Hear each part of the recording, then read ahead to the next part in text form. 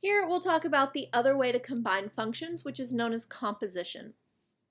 And a composition represents things with f, a tiny circle, g of x. And this is read f of g of x.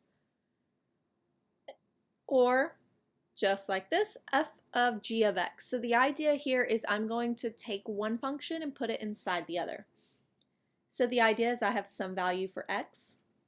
I'm going to stick it into my function g to get g of x.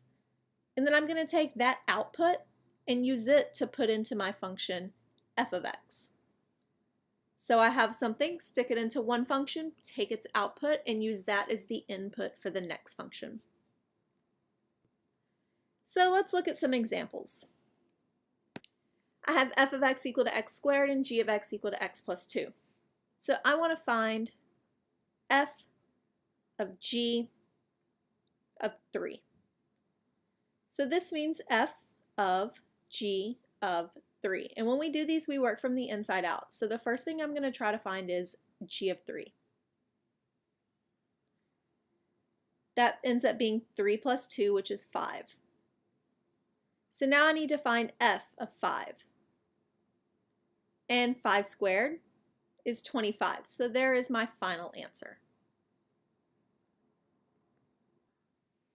I now want to go the other way and try to find g of f of 3. So this is g of f of 3. And just like before, we start working from the inside. So I start by finding f of 3, which means 3 squared is 9. And now I need to find g of 9. So 9 plus 2 is 11. So this demonstrates that we can't just switch the order when we're talking about composition. F of g of 3 was 25, whereas g of f of 3 is 11. Now that we've looked at that, let's try to find general formulas. What about just f of g of x? So the g of x, the inside, I already have a formula for that. It's x plus 2.